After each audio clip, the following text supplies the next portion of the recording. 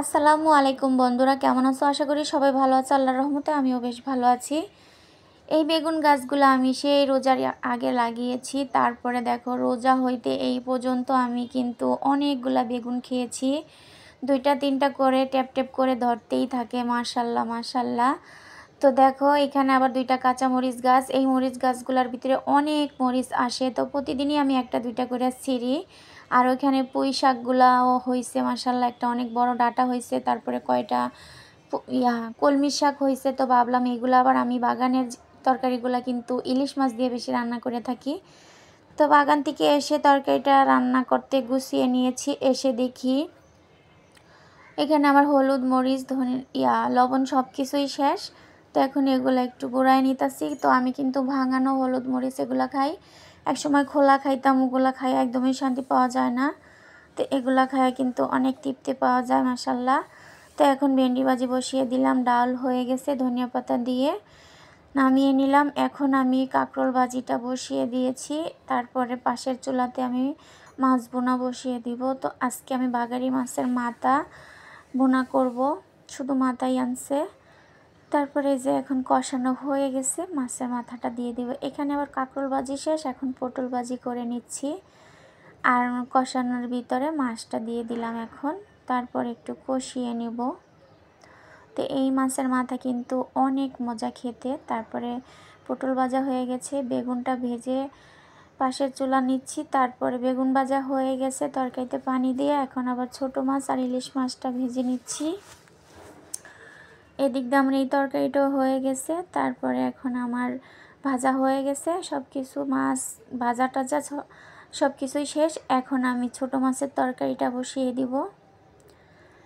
তো আমার 4তলায়, আমি তো থাকি 5তলায়।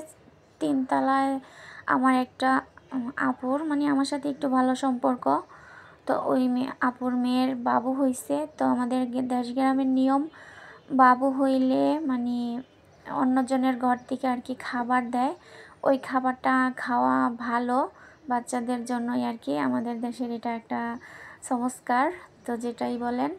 তারপরে এখানে আমি যে করলা ভাজিটাও বসিয়ে দিলাম। তো আজকে আমি কিন্তু অনেক পদের সবজি রান্না করে নিয়েছি, ডিম ভাজা, মাছ ভাজা।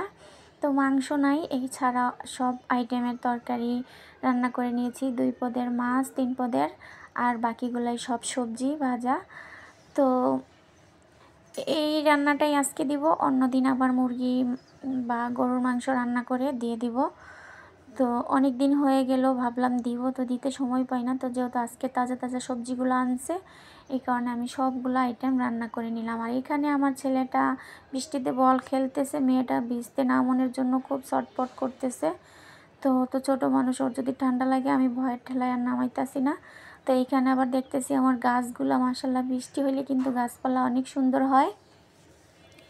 তো গাছগুলো অনেক সুন্দর করে ভিজতেছে। তো ফসল কিন্তু বৃষ্টি হইলে অনেক ভালো হয়।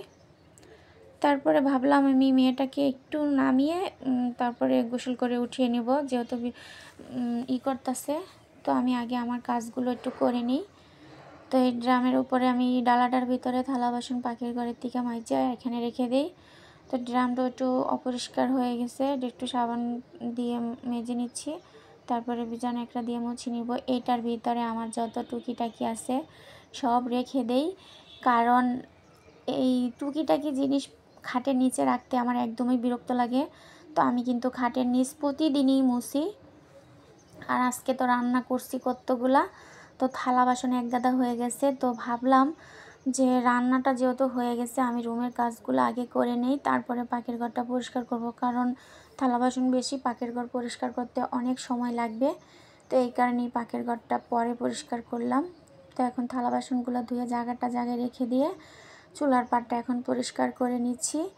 নিয়ে তারপরে এখন আমি বাগানটা সুন্দর মতো ঝাড় দিয়ে নিচ্ছি। বৃষ্টি শেষ হয়ে গেছে, আমার ছেলেটা কিন্তু পানি আটকায় দিছিল, যে দিকটা পানি বের হয়। তো আমি কিন্তু সব সময় বাগানে এই সাইডটা দিয়ে একটু ঘষে পরিষ্কার করে রাখি, আর এখানে একটু পানি জমে থাকে, এই কারণে শ্যাওলা ধরে গেছে। তো অনেক দিন ধরে ঘষা হইতেছে না, এই কারণে।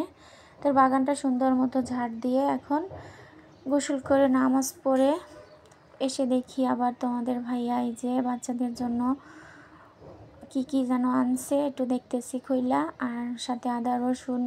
তো আমার আর ওনার জন্য ব্রাশ টুথপেস্টও শেষ হয়ে গেছে আর অনেক আগে। তো আদা রসুনগুলা নিয়ে আসলো, এগুলো আমি ব্লেন্ডার করে রেখে দিই। তো সবগুলো একসাথে করি না, প্যাকেট করে আগে রেখে দিই পরিষ্কার করে, তারপরে এক প্যাকেট করে নামিয়ে ব্লেন্ডার করে তারপরে রান্না করি। তো ভিডিওটা আজকের মতো এই পর্যন্ত। সবাই ভালো থাকবেন, সুস্থ থাকবেন, আল্লাহ হাফেজ।